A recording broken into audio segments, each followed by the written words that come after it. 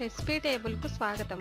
ఈరోజు ఎంతో రుచిగా అలాగే బలవర్ధకమైన మటన్ కీమా కర్రీ మన ఇంట్లోనే ఎలా ప్రిపేర్ చేసుకోవాలో చూద్దాం. మటన్ వల్ల చాలా ఉపయోగాలు ఉన్నాయి. మినరల్స్ ఎక్కువగా ఉంటాయి, అన్సాచురేటెడ్ ఫ్యాట్ ఎక్కువగా ఉంటుంది, అలాగే విటమిన్, ప్రోటీన్స్ ఎక్కువగా ఉంటాయి.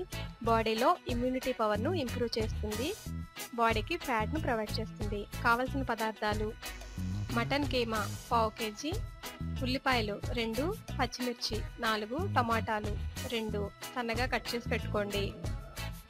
అల్లం వెల్లుల్లి పేస్ట్ 2 టేబుల్ స్పూన్స్, పసుపు పావు టేబుల్ స్పూన్, కారం 2 లేదా 3 టేబుల్ స్పూన్స్, ఉప్పు రుచికి సరిపడినంత, గరం మసాలా పొడి 1 టేబుల్ స్పూన్ లేదా గరం మసాలా పేస్ట్, కరివేపాకు 2 రెమ్మలు, కొత్తిమీర గార్నిష్ చేసుకోవడానికి ఒక చిన్న కట్ట, నూనె 3 లేదా 4 టేబుల్ స్పూన్స్, వాటర్ పావు లీటరు. ముందుగా మటన్ కీమా కర్రీ ఎలా ప్రిపేర్ చేసుకోవాలో చూద్దాం. ఒక పాన్లో 3 లేదా 4 టేబుల్ స్పూన్స్ ఆయిల్ వేసి హీట్ అయిన తర్వాత సన్నగా కట్ చేసిన పచ్చిమిర్చి, ఉల్లిపాయలు వేసి వేయించండి. ఉల్లిపాయలు లైట్ గోల్డెన్ బ్రౌన్ కలర్ వచ్చే వరకు వేయించుకోండి.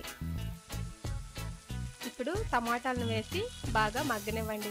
టమాటాలు మెత్తగా అయ్యేంత వరకు, అంటే బాగా మ్యాష్ అయ్యేంత వరకు మూత పెట్టి 1 లేదా 2 నిమిషాల పాటు ఉడికించండి. తర్వాత మూత తీసి కొంచెం అల్లం వెల్లుల్లి ముద్ద వేసి పచ్చివాసన పోయేంత వరకు 1 నిమిషం పాటు ఫ్రై చేయండి.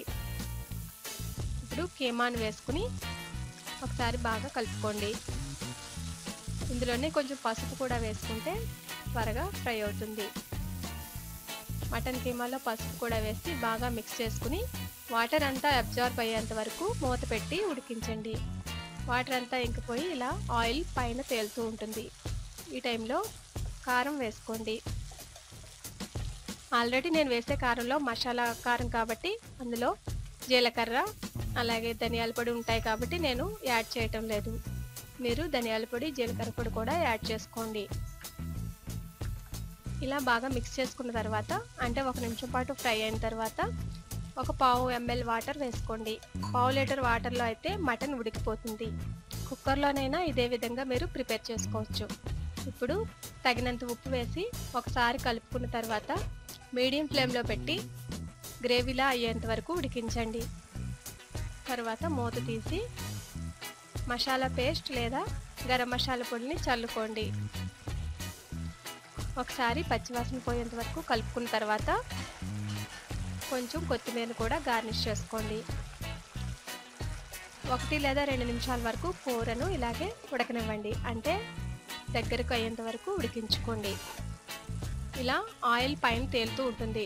ఈ టైంలో స్టవ్ స్విచ్ ఆఫ్ చేసుకోండి. టమాటాలు వేయడం వలన గ్రేవీలా ఉంటుంది కాబట్టి నేను టమాటాలు యాడ్ చేశాను. టమాటా ఆప్షనల్ మాత్రమే. ఈ మటన్ కీమా కర్రీ రైస్, రోటీ, చపాతీలోకి చాలా టేస్టీగా ఉంటుంది. అలాగే బలవర్ధకమైన ఆహారం కాబట్టి అందరూ తినవచ్చు, సులువుగా అరిగిపోతుంది. బాలింతలకు మటన్ కీమా కర్రీని ఎక్కువగా పెడతారు, ఎందువల్లంటే అది సులువుగా అరిగిపోతుంది కాబట్టి. మీరు కూడా ట్రై చేసి మీ యొక్క ఫీడ్బ్యాక్ను నాకు పంపించండి. నెక్స్ట్ రెసిపీస్ కోసం రెసిపీటేబుల్.netను చూడగలరు. మరిన్ని రుచికరమైన వంటల కోసం రెసిపీ టేబుల్ను సబ్స్క్రైబ్ కాగలరు. ధన్యవాదములు.